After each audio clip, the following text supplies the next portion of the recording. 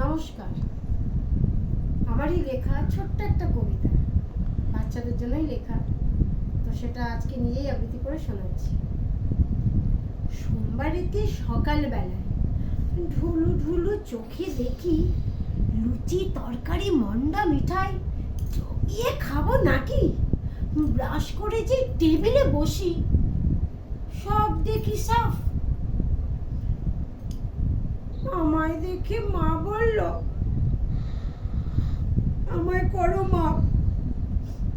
মনে দুঃখে ভাবি দুপুরের মেনুর কথা।